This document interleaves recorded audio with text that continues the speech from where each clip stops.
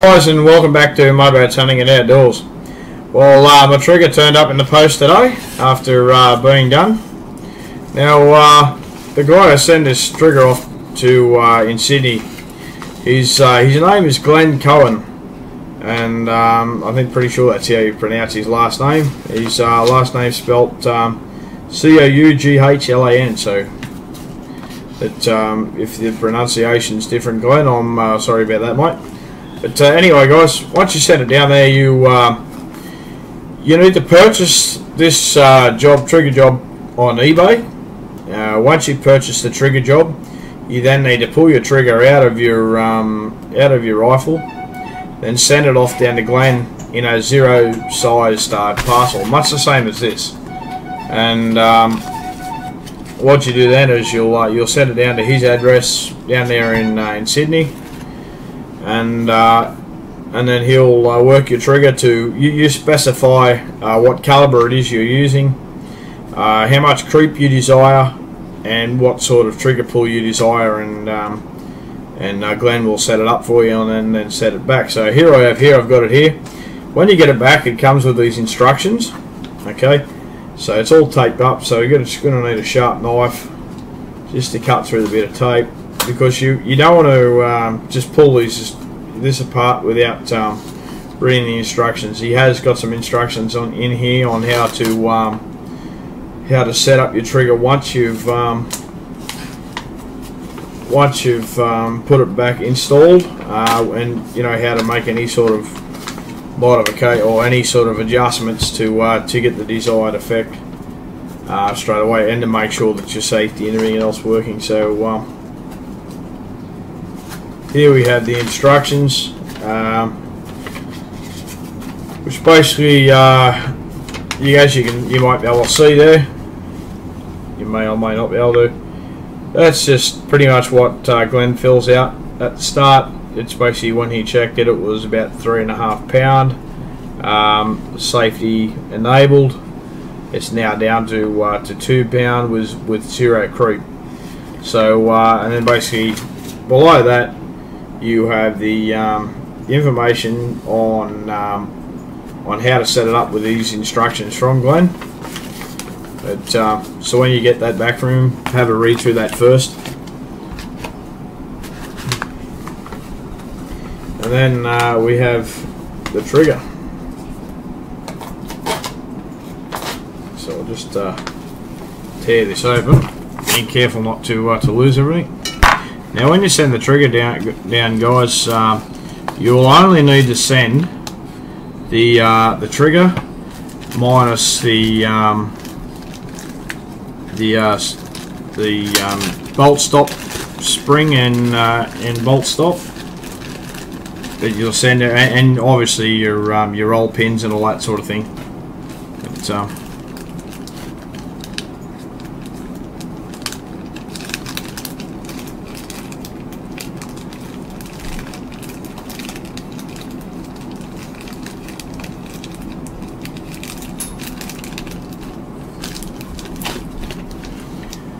okay,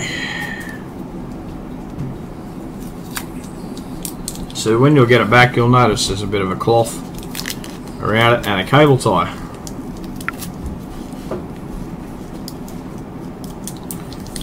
Now, the idea of the cable tie is to hold your sear in place, and you'll notice, if you look closely on the sear engagement, you'll notice, and the sear itself, it's been highly polished and modified, but you might not be able to see it on the camera. So anyway, guys, what I'll do is I'll install this trigger, and I'll come back and I'll show you what we ended up with, and I'll show you with the trigger pull scale on what we get with the scale, and also what the creep's like as well. So I've put in for this to be adjusted to zero creep, so you know, this should be zero creep in this trigger. Glenn does a really great job on these triggers, really great. You know, you can take them down a lot lower, just all to your preference. I prefer 2 pound for a a scrub gun, so to speak. If it was going to be a bench rest rifle or something like that, totally different story. But just for safety wise, for walking through the bush, I prefer about 2 pound. That's I find light enough for me. So anyway, guys, I'll come back in a little while and we'll show you what how the triggers all set up. Alright then, I'll catch you then, guys. Well, guys, we're back again, and just to leave off from where we started off with earlier, when you get that trigger with the cable tie through the roll pins, you want to go and get yourself some toothpicks or a toothpick, and just break a toothpick down enough so that when you turn and you pull that cable tie back through, that toothpick will go through without poking out either side of the sear and the side of the trigger, so that you can slide it down into your action.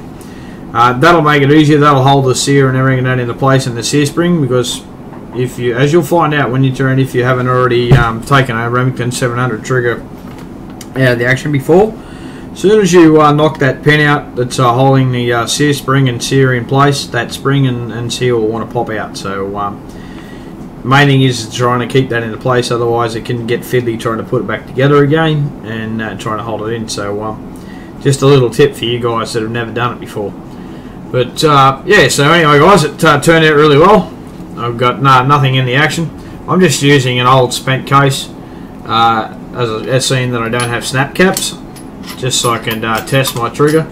Now, one thing when you get the trigger back, and it will mention in the in those instructions that you got, not every action is going to be the same. Okay, so when I fitted the trigger back into this rifle, I was getting a trigger pull of around about 2 1/4 pounds to 2.5 pounds.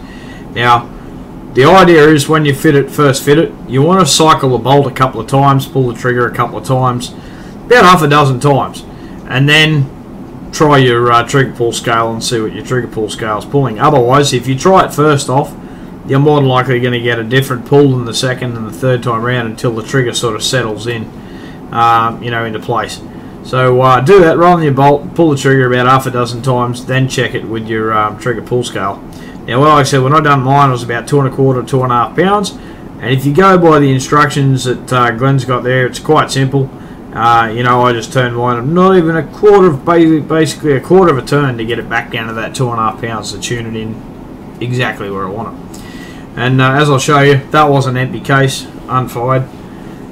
As you'll see here, guys, I specified no creep, and that's exactly what I got. No creep. So beautiful, crisp trigger break, absolutely perfect as always with Glenn's work. So awesome service, guys. And like I say, like I said in the videos leading up to this, you know, this trigger is you know, as good as, if not better than, some of the aftermarket triggers you can get. So anyway, we'll show you what trigger pull we're getting at the moment, and you guys can see.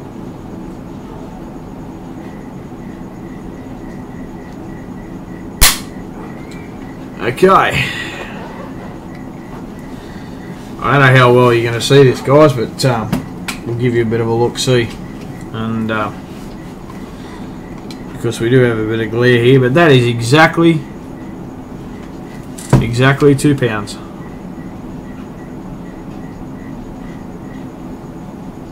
If this rotten thing will ever focus.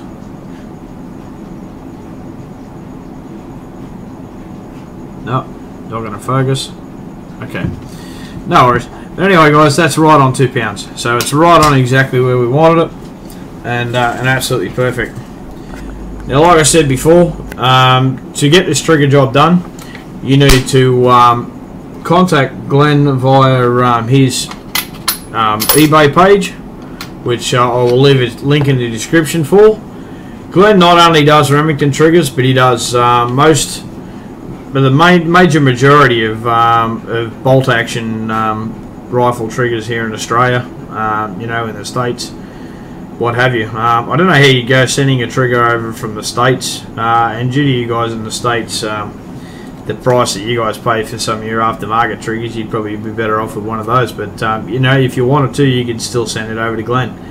But the great thing about his service also, guys, is if once you fitted that trigger, if you would prefer it a little bit lighter, a little bit heavier. You know, what you thought was not quite right for what you wanted. You know, if you can always send it back to him along with $10 for postage, and Glenn will rework the trigger until you're happy with it. So that's one of the great parts about Glenn's service, such a great service, and he does a really top job. Now, Glenn is a gunsmith in only triggers. That's all he does. You know, he specialises in triggers and triggers only, and he is a master gunsmith of trigger work, and you know, as you can see, that shows. So the only thing left to do with this thing now, guys, is to take it up to the range on the weekend, shoot some groups with the 139 grain federal ammunition, and give you guys a bit of a comparison as to the first time we took it up before we did the bedding, the stabilising, and the trigger, and now that all that's all completed and done. So we'll show you how it all turns out after I turn to that. I'll be taking two cameras up with me on the weekend. One I'll be setting up at the target, and one on the bench, so I can just show you guys that it is me shooting the groups that I'm showing you in these videos. It's not somebody else. It's somebody else's rifle. It is this actual rifle. So that way, you know, it confirms with you guys. You know for sure that what you're seeing is what you're getting. But anyway, guys, so I'm pretty happy. Now, one other thing is, you know, you do this with your rifle, you're going to save yourself a whole bunch of dollars. You know, from what I've spent on this compared to what I could have spent, you know, is far beyond, you know, on what you can get for the same result and get the same result. You know, like I said before, when we're doing the stabilising and the bedding of the stock, you know, I could go out and I could spend $600, $700 on a stock, you know, which would just be a total waste of money, because in the end I'm going to get the same exact result out of this as what I would have get with the more expensive stock. Same as with the trigger, $60 as opposed to $250 for a trigger. You know, what more could you ask for? So you know, we really cut down the costs on overall costs on the rifle. Like the rifle itself to buy was $1,100. You're looking at about another $60 for your adjustable cheek rest. Paid $289 for the scope. So you know, $60 for trigger, $60 for bedding and stabilising for the stock. So you know, all in all, probably around $1,700–1,800. You know, to buy the same rifle for long range hunting, you know, with all those fancy bits and pieces, you know, you're going to be looking to well over $2,500. And the way I see it is, that could be a hunting trip. You know, it could be more ammunition down the range. It could be whatever you want to use it for. You know, it's probably $800 plus that you've saved that you could spend on something else. You know what I mean? I don't know about you guys in the States, but in Australia, $800 could be in another whole entire rifle. So you know what I mean? So yeah, you know, when you're talking that much of a savings and getting the desired effect of what you want, and that's your long range hunting rifle for you know, on a decent price, you can't go wrong. So anyway, guys, hope you've enjoyed the series so far, and I hope you continue to keep watching. You know, tell all your friends, and you know, don't forget to like, favourite, subscribe, leave a comment, guys. If you like what you see, leave a comment, and if there's something that you know, you would like to see me do in the future in one of my videos, you know, leave that in the comment as well, and we'll try our best to try and get it done for you. So anyway, guys, and till the next video, as always, safe and happy hunting, and you take care, guys, and have a good one.